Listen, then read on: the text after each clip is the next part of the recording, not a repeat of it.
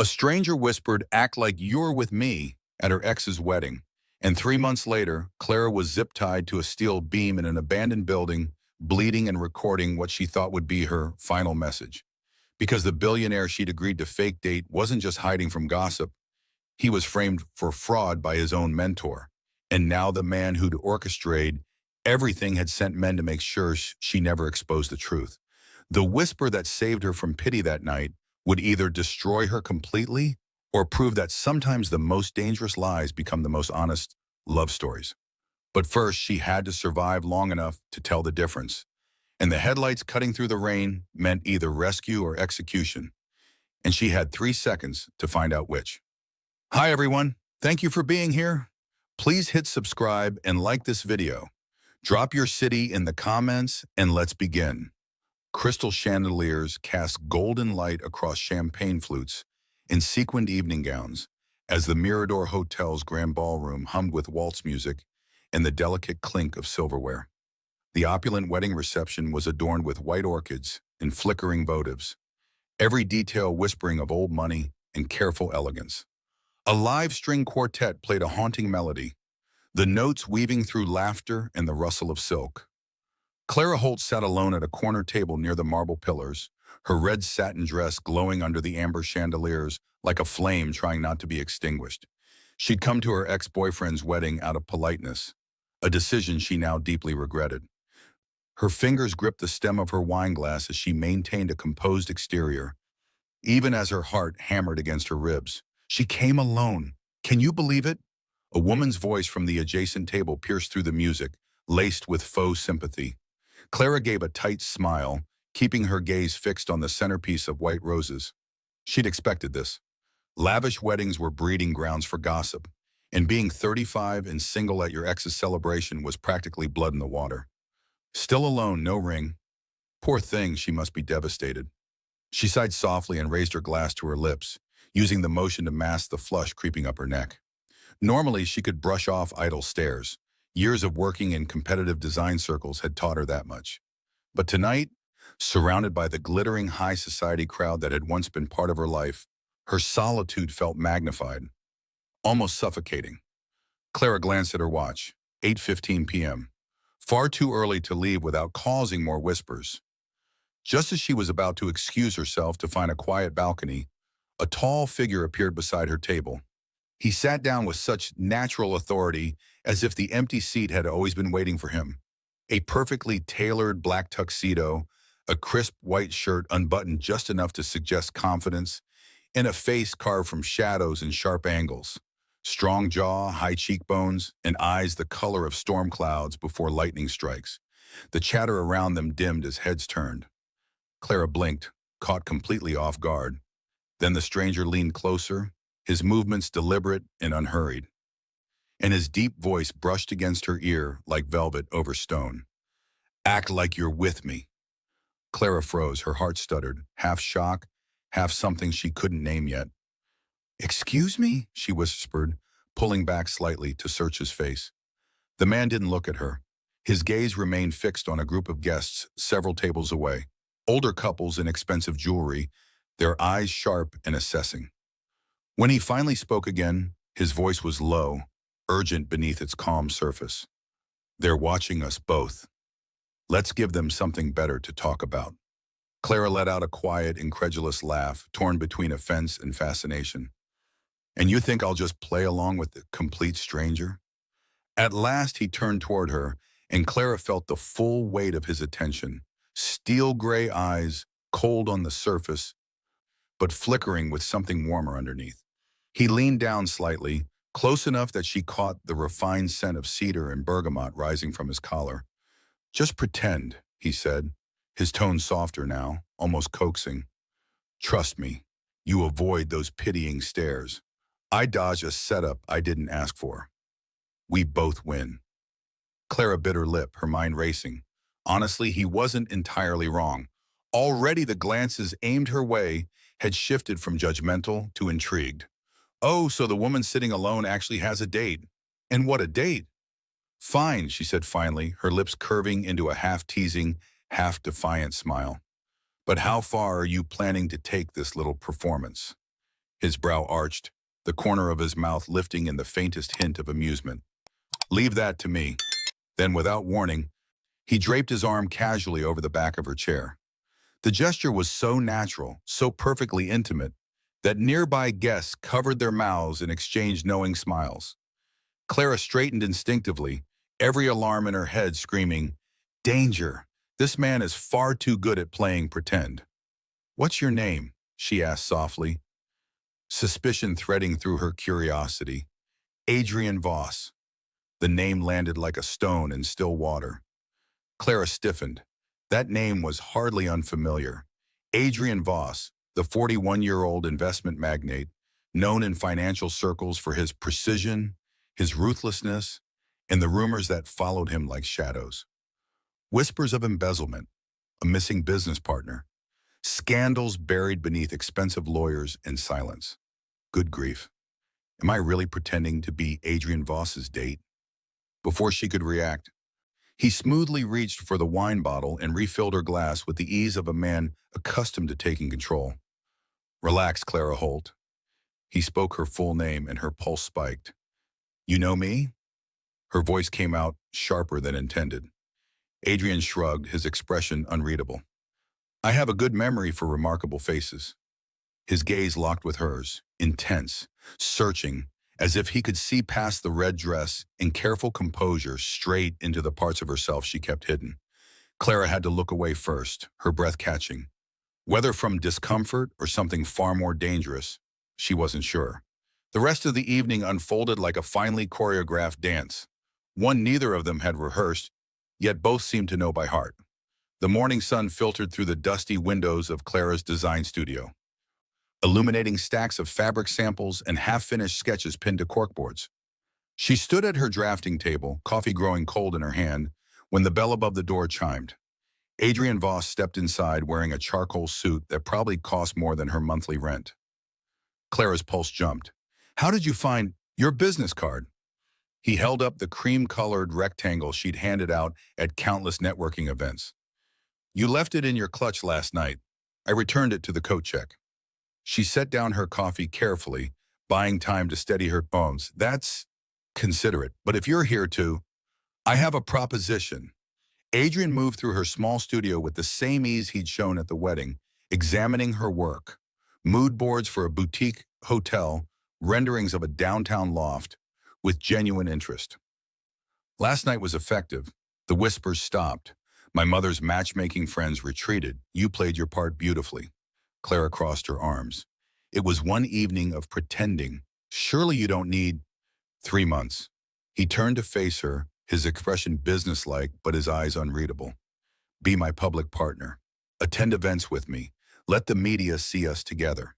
In return, I'll finance your firm, clear your debts, fund your projects, connect you with the clients who've been ignoring your emails." The words hit like ice water. "You researched me. I make it a habit to know who I'm working with." Adrian pulled a folder from his briefcase, set it on her cluttered desk.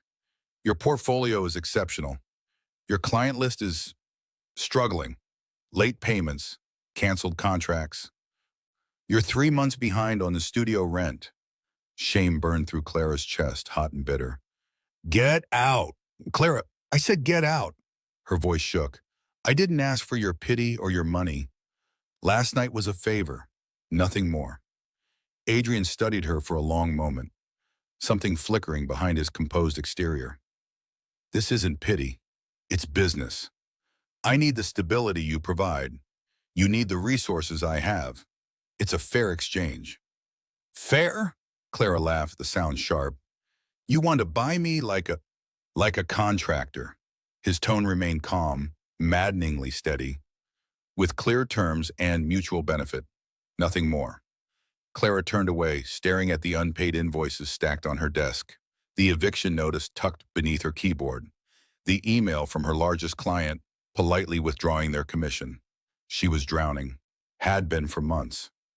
"One condition," she said finally, not looking at him. "We lie only in public. Behind closed doors, we're strangers with a contract. No blurred lines, no pretending it's real." "Agreed." She turned. "I mean it, Adrian. The moment you try to—" "I won't." He extended his hand. 3 months, professional, public only. Clara took his hand, and the warmth of his grip sent an unwelcome shiver up her arm. The charity auction 3 nights later felt like stepping into a shark tank wearing a paper dress. Cameras flashed as Adrian guided Clara through the marble-floored gallery, his hand resting lightly at the small of her back. She wore a borrowed gown, midnight blue silk that clung and flowed, and felt every eye dissecting her from head to toe. "Relax," Adrian murmured near her ear. "You look stunning. I feel like an imposter." "Good, that means you're paying attention." They moved through the crowd with practiced ease, Adrian greeting investors and board members, while Clara smiled politely, contributed little, and tried to ignore the whispers trailing them like smoke. "That's her? The designer?" "I heard she was nobody until Adrian picked her up at the Thompson wedding." "Convenient timing, don't you think?" Clara's fingers tightened on her champagne flute. Then a woman in emerald green materialized beside them. 40-something, dripping in diamonds, smile sharp as cut glass. "Adrian, darling, escame, and this must be your companion." The pause before companion landed like a slap. "Victoria." Adrian's tone cooled several degrees. "Clara Holt, interior designer. She's renovating the Harbor View project." Victoria's eyes traveled over Clara with surgical precision. "How lovely. I didn't realize Adrian was supporting charity cases now, though I suppose everyone needs a cause." The room seemed to hold its breath. Clara opened her mouth, but Adrian moved first. "Careful, Victoria." His voice dropped, quiet but lethal. "Clara designed the Meyer estate you've been photographing for your Instagram feed. Without credit, I noticed. Perhaps we should discuss intellectual property theft instead of social standing." Victoria's smile froze. Around them, conversation stuttered to silence. "I'm sure there's been a misunderstanding." "I'm sure there hasn't." Adrian's hand found Clara's, his fingers interweaving with hers in a gesture that looked tender but felt like armor. "If you'll excuse us, we have actual business to attend to." He led Clara away, leaving Victoria pale and speechless in their wake. Clara's heart hammered. "You didn't have to." "Yes, I did." She looked up at him, searching for the cold businessman from her studio. Instead, she saw steel wrapped in something warmer, protection maybe, or anger on her behalf. "Thank you," she whispered. Adrian's jaw tightened, but he said nothing. The car ride home was silent except for the hum of tires on wet pavement. Clara watched the city lights blur past her window, replaying the moment Adrian had defended her. The way his voice had turned to ice. The way he'd taken her hand like it mattered. She glanced at his reflection in the glass. Sharp profile, distant eyes fixed on the road ahead. But there, in the soft glow of passing street lamps, she caught something she hadn't expected. Sadness. Deep and fleeting, like a wound he'd learned to hide so well that even he'd forgotten it was there. "Adrian," she asked softly. "Hmm? Why did you really ask me to pretend?" His reflection met hers in the window. For a heartbeat, she thought he might answer honestly. Then his mask slid back into place. "Because you looked like you needed saving. And so did I." The car pulled up to her studio. Clara hesitated, hand on the door. 3 months, she said. 3 months, he agreed. But as she stepped into the rain, she couldn't shake the feeling that 3 months might not be nearly long enough. Or far too much. 3 weeks into their arrangement, Clara's studio transformed from drowning to thriving. New clients appeared as if summoned, a penthouse renovation, a boutique-ish hotel chain, a private gallery space with a budget that made her dizzy. Her overdue invoices vanished overnight, replaced by wire transfers that cleared before she could even process the shock. Adrian's name opened doors she'd been knocking on for years, and suddenly, the design world that had ignored her was calling her brilliant. She should have felt relieved. Instead, unease coiled tighter in her chest with each passing day. Adrian had become a phantom in their arrangement. Present at events, perfect in public, but increasingly absent everywhere else. Phone calls interrupted dinners, pulling him away mid-conversation with clipped apologies. "Business. I'll only be a moment." But moments stretched into 20 minutes, then 30, his voice low and tense behind closed doors. Meetings ended abruptly when she entered his office to drop off fabric samples or finalize event schedules. Executives would fall silent mid-sentence, exchanging glances that screamed not in front of her. His assistant, Marcus, a sharp-eyed man in his 50s, had stopped making eye contact with her entirely. "Is everything all right?" Clara asked Adrian one evening after a gallery opening, watching his reflection in the car window as his phone buzzed for the fourth time. "Fine." He silenced it without looking. "Just the usual fires." But his jaw was tight and his knuckles were white where they gripped the armrest. Clara wanted to push, wanted to ask why his staff scattered when she approached, why his phone never stopped ringing, why she'd caught him staring at nothing with an expression that looked like a man calculating how much time he had left. But the contract was clear. Public only. No blurred lines. So she said nothing. The commission to redesign Voss Capital's corporate lobby should have been the pinnacle of her career. Clara stood in the marble and glass atrium, sketching sightlines and noting where natural light pooled at midday. The space was cold, impressive, intimidating. Everything Adrian's public persona projected. She was measuring the reception desk when voices drifted from a nearby conference room, the door slightly ajar. "Cayman accounts are flagged. If the audit goes deeper, Adrian knows he's handling it." "Handling it how? By stalling? The money trail leads straight back to—" A door slammed somewhere, and the voices cut off abruptly. Clara's pencil stilled against her sketch pad. Cayman accounts. Money trail. Audit? Her pulse kicked up. She glanced around. The lobby was empty, the receptionist on lunch break, security cameras pointed at the elevators. Not the conference wing. She shouldn't. This wasn't her business. This wasn't part of the contract. But her feet moved anyway. Adrian's office was on the 42nd floor, all glass walls and brutal minimalism. Clara had been there twice before, once for measurements, once to approve a lighting proposal. Both times his desk had been immaculate. Today a folder lay open beside his laptop, papers fanned out like evidence. Clara's hand hovered over her phone, torn between texting Adrian and retreating. Then her eyes caught the header on the top document. Offshore Holdings, Voss Capital LLC. Beneath it a spreadsheet. Account numbers, dates, transactions routed through shell companies with names like Meridian Holdings and Crestview International. And at the bottom of every transfer log, a single signature. A. Voss. Her heart slammed against her ribs. No, this isn't. There has to be an explanation. She reached for the folder, needing to see more, needing to understand. Looking for something? Clara spun. Adrian stood in the doorway, hands in his pockets, expression unreadable. He didn't look angry. He looked resigned. "I was just," her voice cracked. "I came to finalize the lobby sketches and the folder was open." He stepped inside, closing the door with a quiet click. "I know." "Adrian, be careful which doors you open, Clara." His voice was calm, almost gentle, which somehow made it worse. "Some don't close again." He crossed the space between them in 3 strides, close enough that she could see the shadows under his eyes, the tension carved into the lines around his mouth. "Are you asking me to ignore this?" she whispered. "I'm asking you to trust that you don't have the full picture." "Then show me the full picture." "I can't. Can or won't." Adrian's jaw tightened. He reached past her so close she caught cedar and something darker, like smoke, and closed the folder with deliberate care.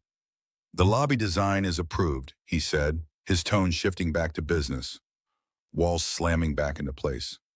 "Marcus will send you the contract by end of day." "That's it? You're just going to—" "Yes."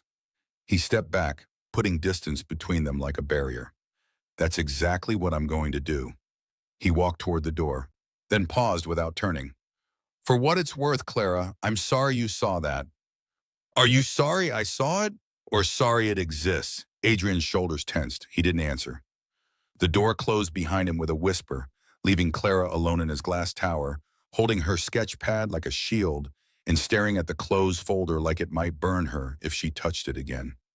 Her phone buzzed, a text from Adrian. "Car's waiting downstairs. Go home.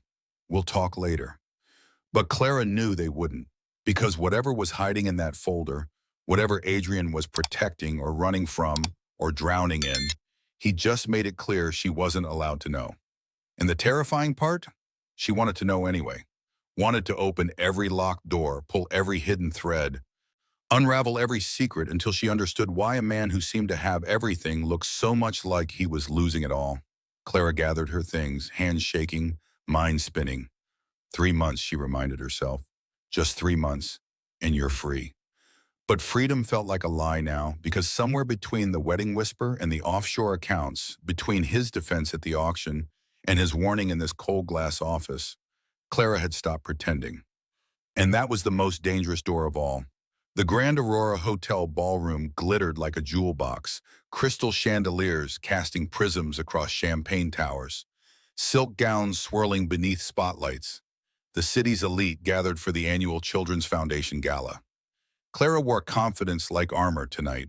Her gown was midnight black, backless, elegant in its simplicity.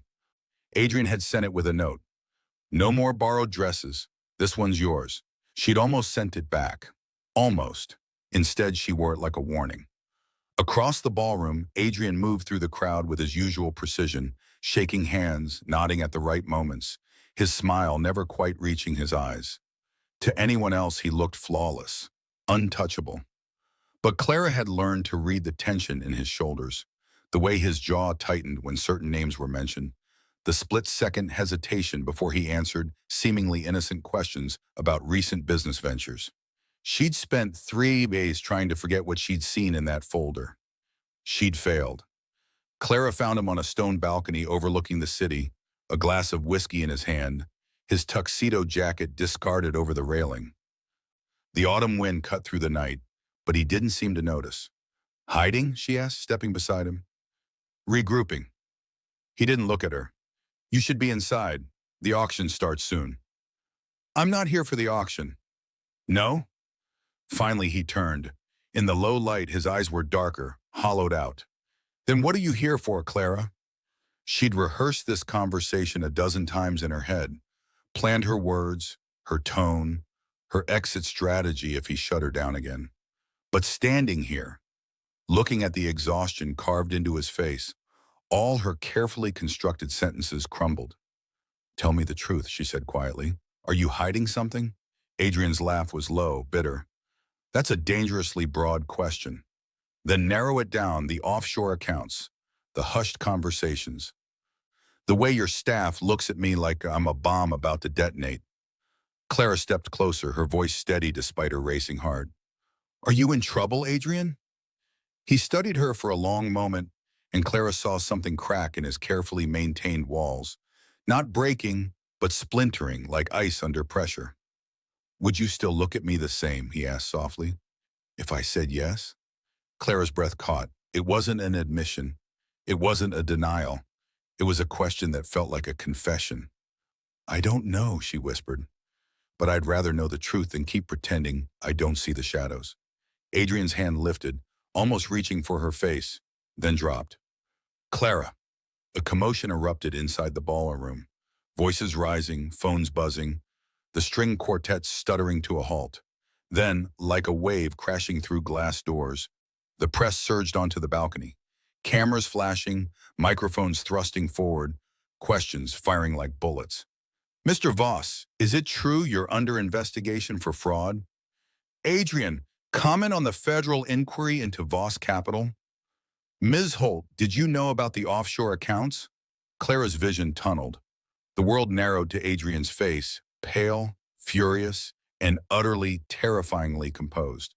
Behind them, on every phone screen visible through the ballroom windows, the same headline blazed, Breaking, Investment Magnate Adrian Voss under investigation for fraud and money laundering. The ballroom froze, then erupted. Gasps, whispers exploding into shouts. Security moving, board members conferring in tight circles. Adrian's hand found Clara's, his grip iron strong. Walk out with me. His voice was low, commanding. Don't show them fear. Don't run, just walk. Adrian, I can't. Yes, you can. His eyes locked on hers, storm gray, intense, desperate. Trust me, one more time. Clara's mind screamed at her to let go, to step back, to save herself from the scandal about to consume him, but her hand tightened around his instead. They walked through the ballroom side by side, cameras tracking every step, flashes turning the space into a strobe-lit nightmare. Clara kept her chin up, her expression neutral, even as her heart hammered against her ribs and questions she couldn't answer clawed at her throat. Did you know? Are you complicit? How much did he pay you to stand by him? The lobby, the revolving doors, the sudden, shocking quiet of the car waiting at the curb. Adrian opened the door. Clara slid inside. He followed. The driver pulled away as the first camera crews reached the sidewalk. Silence filled the limousine like water filling lungs. Clara stared at her hands, still trembling, still feeling the pressure of Adrian's grip. Across from her, Adrian sat with his head tilted back against the leather seat, eyes closed, jaw clenched. The man who'd whispered, "Act like you're with me at a wedding," now looked like a man drowning. "Is it true, Yasish?" Clara's voice came out smaller than she intended. Adrian opened his eyes. "Would you believe me if I said no?" "I don't know. Would you tell me if I asked?" "No." The honesty landed like a punch. Clara turned to the window, watching the city blur past. The same city that had watched them leave the gala. The same city that would wake tomorrow to headlines and speculation and her face next to his in every scandal rag and newsfeed. The arrangement that had started as protection, a whispered favor, a mutual escape, now felt like something else entirely. Like a trap closing. Like betrayal waiting in the wings. Like standing on the edge of a cliff, holding the hand of a man who might pull her to safety or drag her down with him, and having no idea which it would be until they both fell. 3 months, Adrian said quietly, breaking the silence. The contract ends in 6 weeks. You can walk away, Clara. I'll understand. She should have said yes, should have demanded he stop the car, let her out, end this before it destroyed her too. Instead, she heard herself ask, "Did you do it?" Adrian's reflection met hers in the window. "I did what I had to do to survive," he said. "Whether that makes me guilty or just desperate, I honestly don't know anymore." The car turned onto her street. Clara reached for the door handle, then paused. 6 weeks, she said. 6 weeks, he echoed. But as she stepped into the night, leaving Adrian alone in the back of the car, Clara knew the truth neither of them would say. 6 weeks might as well be forever when you're standing on opposite sides of a truth that could destroy you both. The hate arrived in waves.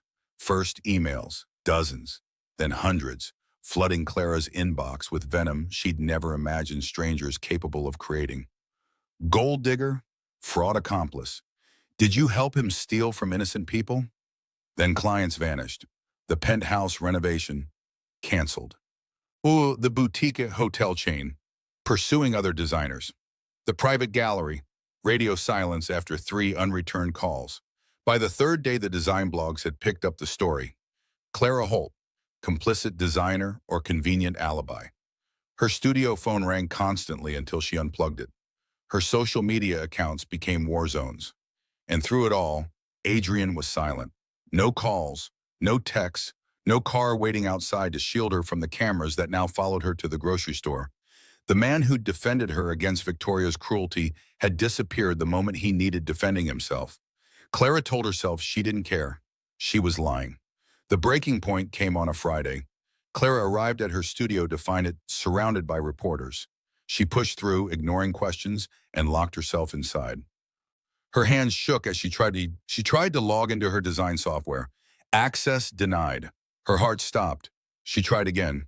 Same message. Then she saw it, her client portal, usually private, now public.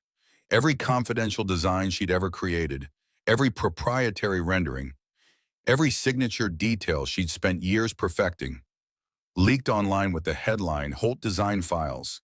Funded by fraud? The implication was clear. Her success was bought with dirty money, and now the evidence was free for anyone to steal.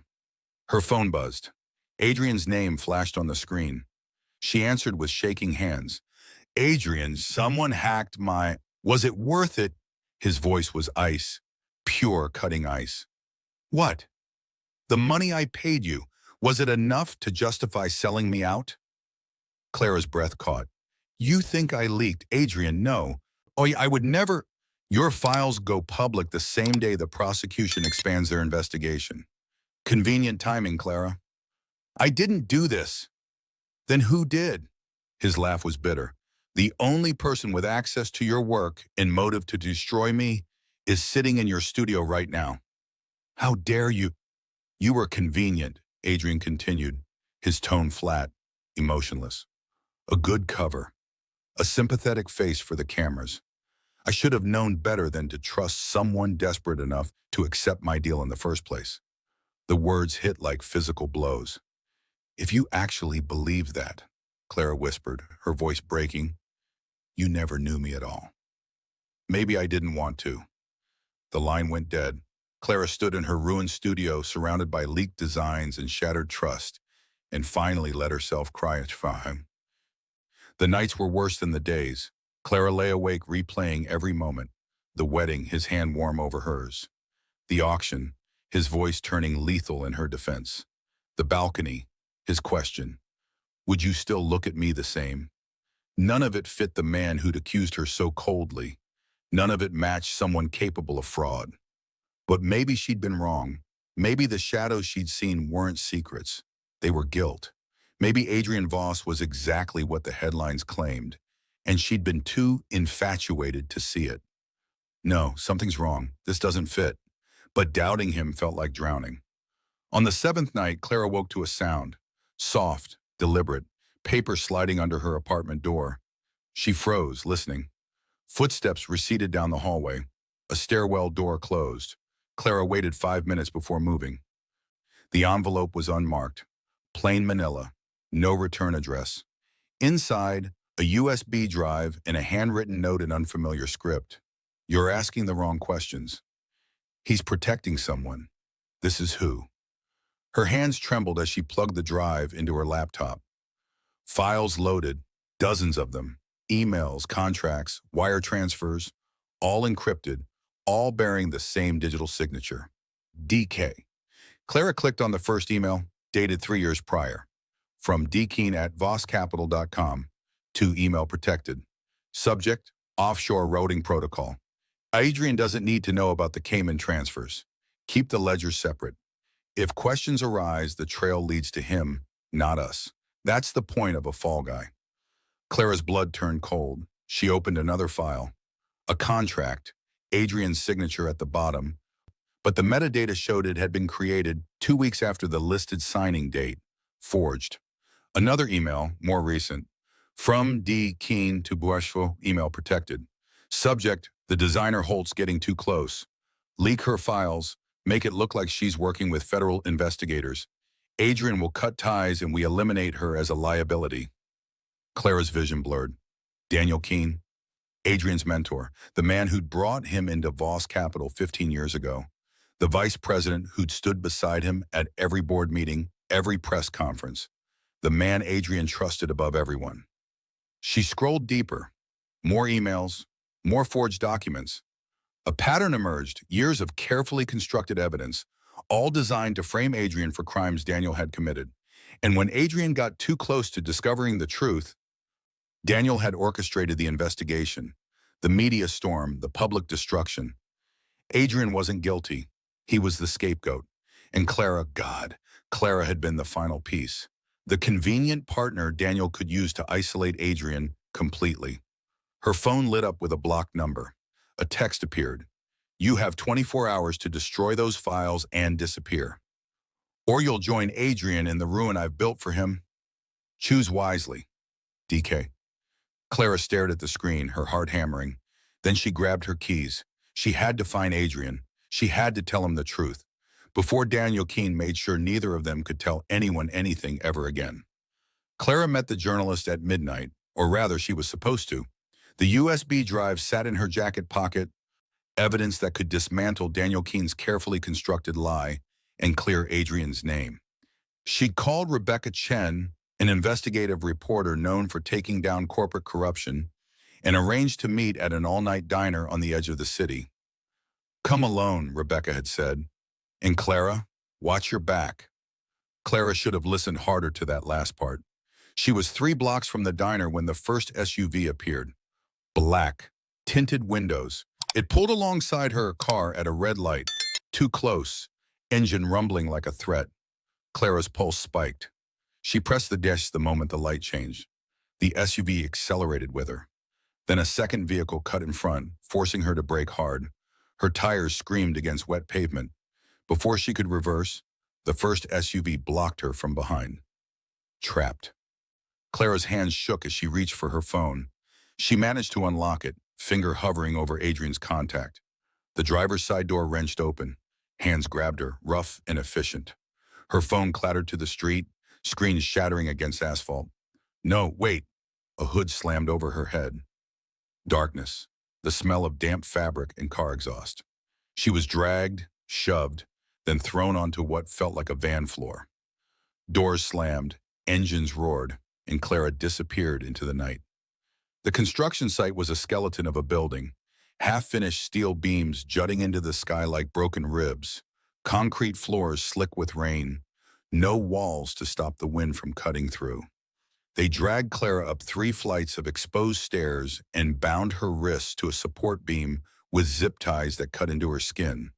The hood came off, and she blinked against the sudden assault of rain and distant city lights. 2 men stood before her, faces obscured by shadow and the downpour, but their postures screamed hired muscle. Not Daniel's usual corporate fixers. These were the kind of men who made problems disappear permanently. "Where's the drive?"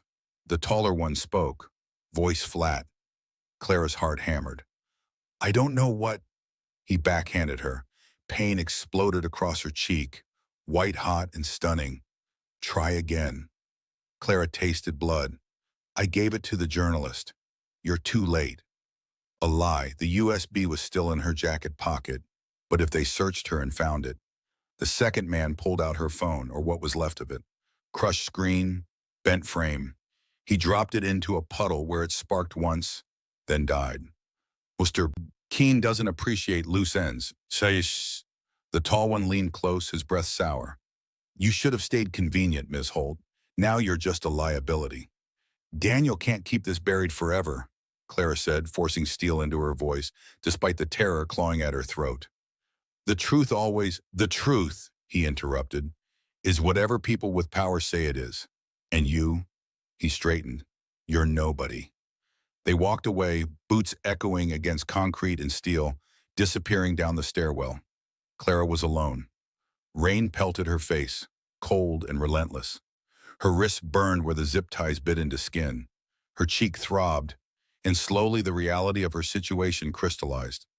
She might not leave this building alive. Clara's fingers found the edge of her jacket collar, feeling for the tiny microphone she'd clipped there before leaving her apartment. A paranoid precaution after Daniel's threatening text. A voice recorder disguised as a decorative pin. Still there, still recording. Her throat tightened. If someone found her, when someone found her, they'd need to know what happened. They'd need evidence. Adrian would need to know she'd tried. Clara pressed the record button with numb fingers and spoke into the storm. "Adrian," her voice cracked, "if you're hearing this, it means I tried to do the right thing. The USB drive is in my left jacket pocket.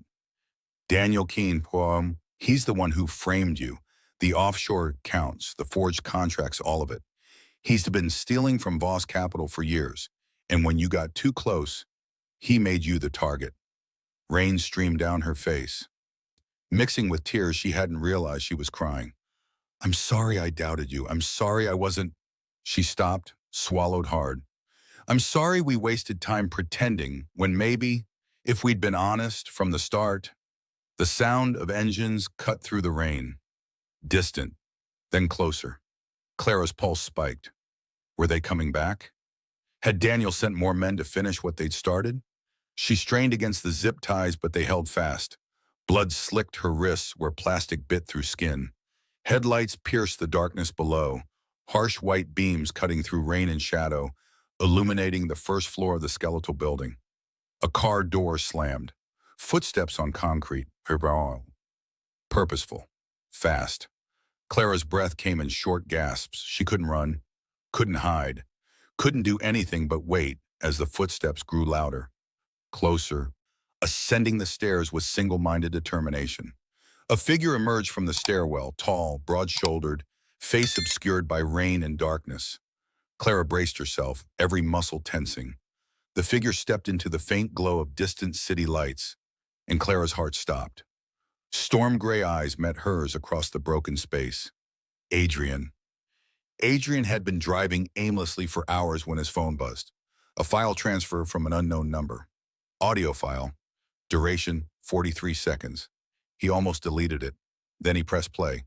Adrian, if you're hearing this, it means I tried to do the right thing. Clara's voice, broken, terrified, but steady enough to gut him. He swerved to the shoulder, hands shaking, and listened to every word. The USB drive. Daniel's betrayal. Her apology. The location metadata embedded in the file pinged. A construction site on the industrial edge of the city. Adrian didn't think, didn't call police, didn't calculate the risk. He just drove. The construction site loomed like a graveyard of steel and shadow. Adrian parked a block away and approached on foot, rain soaking through his shirt within seconds. His phone showed Clara's signal 3 floors up. He climbed the exposed stairwell, each step silent despite the storm, every sense sharpened to a lethal edge. On the 3rd floor, he found her, bound to a support beam, face bruised, wrist bleeding, but alive. Relief hit him so hard he nearly staggered. Then he saw the 2 men flanking her, weapons drawn. Adrian Voss. The taller one smiled. Mr. Keene said you might show up. Predictable. Let her go. Adrian's voice was deadly calm. Your issue is with me. Our issue, the man corrected, is with anyone who threatens Mr. Keene's interests, which now includes both of you. He raised his gun. Adrian moved. Years of corporate maneuvering had made people forget what he'd been before the boardrooms. A kid who'd clawed his way out of nothing, who'd learned early that survival meant fighting dirty and hitting first. He closed the distance before the man could fire, knocked the gun aside, and drove his elbow into the man's throat. The weapon clattered across wet concrete. The second man rushed him. Adrian spun, caught a punch meant for his jaw, twisted the arm until something popped. A howl of pain, a knee to the gut. The man went down, but the first had recovered, grabbing for his gun. A shot cracked through the rain. Adrian felt white-hot pain tear through his shoulder, spinning him sideways. He hit the ground hard, vision blurring. Adrian! Clara's scream cut through the storm. He forced himself up, stumbling toward her as the gunman advanced. His left arm hung useless, blood spreading dark across his shirt, but his right hand found a length of rebar. The second shot went wide as Adrian swung, metal connected with bone. The gun skittered away. Sirens wailed in the distance, growing closer. Adrian reached Clara, his knife, always in his pocket, habit from harder days, slicing through the zip ties with shaking hands. You came, she breathed. You actually came. Always, he managed, then his legs gave out. Clara caught him, both of them collapsing to the rain-slicked floor. She pressed her hands against his shoulder, trying to stop the bleeding, her voice breaking as she repeated his name like a prayer. Stay with me. Adrian, please, stay with me. Police lights strobed through the steel skeleton. Boots pounded up the stairs. Shouts, commands. Below, another set of sirens. A black sedan screeching to a halt. Daniel Keene trying to flee, tackled by officers before he reached the door. But Adrian barely registered any of it. He was focused on Clara's face above him. Pale, terrified, beautiful, and the way her tears mixed with rain as she held him like he was the only solid thing in a world coming apart. Paramedics, she screamed. He's been shot. The USB, Adrian whispered. Your pocket. Forget the USB. You're bleeding. Give it to them. Evidence has to... His vision swam. Clara, I'm sorry. I should have trusted. Shut up. Save your strength. Her voice broke completely. You don't get to say goodbye yet. We're not done. We never started, he breathed. Then darkness took him. The hospital waiting room smelled like antiseptic and fear. Clara sat in plastic chairs outside the ICU, still wearing her blood-soaked clothes, refusing to move despite the nurse's gentle suggestions. Outside, reporters swarmed, spinning narratives. Staged heroics? Lover's ploy? The truth behind the Voss scandal. She didn't care. Inside, through the small window in the ICU doors, she could see Adrian's still form surrounded by machines. Tubes, monitors. The surgery had taken 4 hours. The bullet had missed his heart by centimeters. Centimeters. Clara pressed her forehead against the cold wall and tried not to imagine a world where he hadn't arrived in time, where she died alone in that building, where he'd bled out before the paramedics reached him. Mr. Holt, a nurse appeared. He's awake. Adrian's eyes opened slowly, focusing on the white ceiling, then the monitors. Then, finally, Clara. She sat beside his bed, fingers wrapped around his uninjured hand, face drawn with exhaustion and dried tears. You risked everything to save me, he said, his voice rough from intubation. Clara shook her head, fresh tears spilling. You saved me first, that night at the wedding. You just didn't know it. Adrian's thumb brushed across her knuckles, the gesture weak but deliberate. I knew. From the moment you looked at me like I was worth trusting. I just didn't know how to tell you. Tell me now. I fell in love with you somewhere between the auction and the offshore file, maybe before. Maybe the second you agreed to walk out of that ballroom with me. His eyes held hers. And I'm sorry I made you doubt that. Sorry I pushed you away when I should have pulled you closer. Clara leaned forward, pressing her forehead gently against his. No more pretending? No more pretending. Outside, the city hummed. Daniel Keene sat in a cell. The truth was finally surfacing.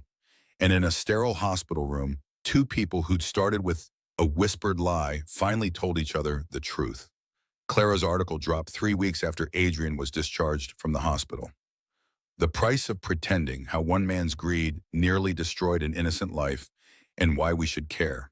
She'd written it in a fury of sleepless nights, fueled by rage and truth, and the need to make sure Daniel Keene's carefully constructed empire of lies burned to ash.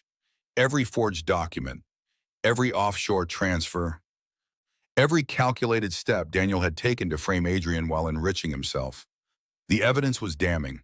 The USB drive Clara had nearly died protecting contained 3 years of systematically documented fraud, and her article made sure the world saw all of it. Within 48 hours, major news outlets picked it up. Within a week, federal charges against Adrian were dropped. Within 2 weeks, Daniel Keene was in custody facing 20 counts of fraud, embezzlement, and conspiracy. Public opinion shifted like a tide turning. Adrian Voss, victim or victor, the man behind the scandal speaks. I trusted the wrong person. Clara Holt's courage, designer turned whistleblower, saves innocent man. The vindication should have felt like victory. Instead, it felt hollow. Because the day Adrian was officially cleared, he called a press conference, not to celebrate, but to resign.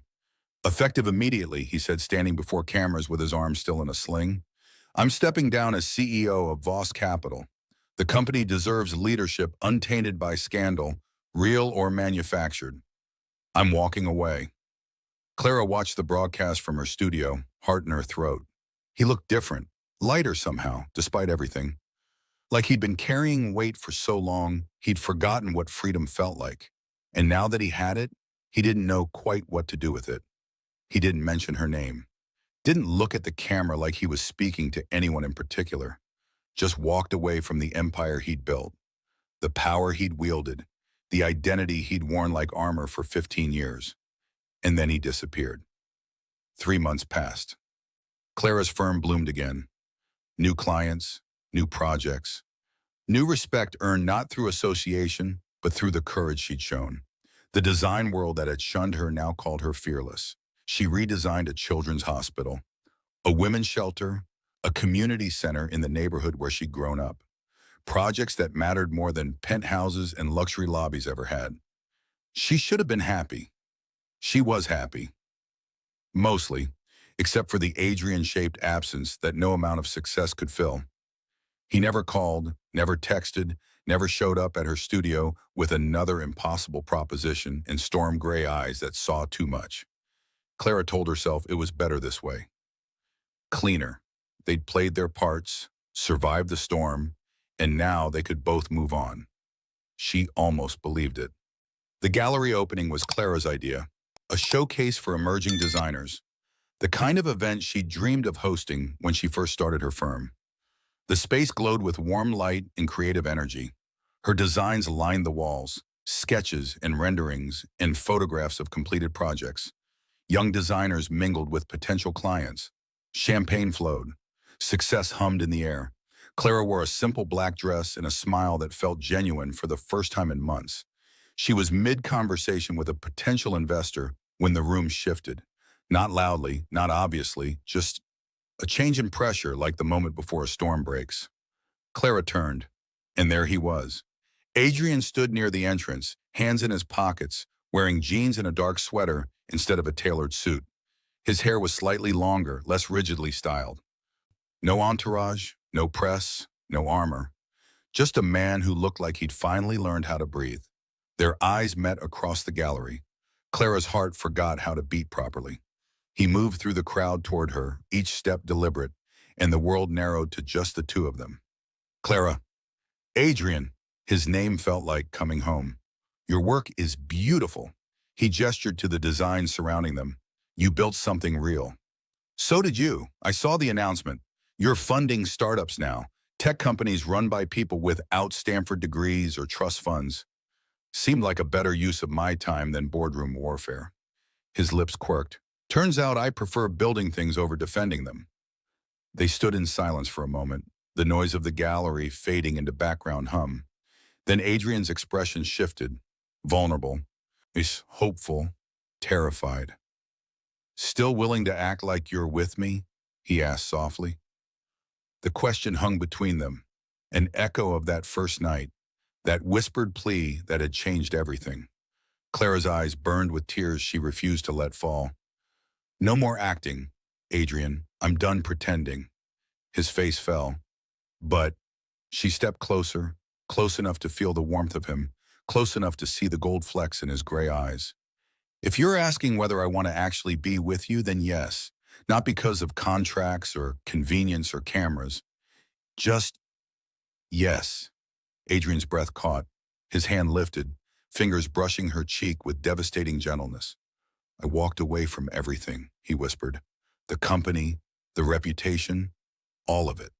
Because none of it mattered if I couldn't have this. You, real. No lies between us. No lies, Clara agreed, her voice breaking. No pretending. No pretending. His forehead touched hers, and Clara felt the last wall between them crumble. Around them, the gallery continued. Conversations, laughter, the clink of glasses. But in their small pocket of space, time stopped. I love you, Adrian said. Not the version you played for cameras. You, the woman who risked everything for truth, who rebuilt herself from ashes, who looks at me like I'm worth something even when I'm not sure I am. Clara's tears fell freely now.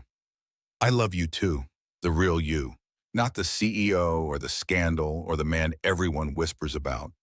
Just you. When he kissed her, it wasn't for show.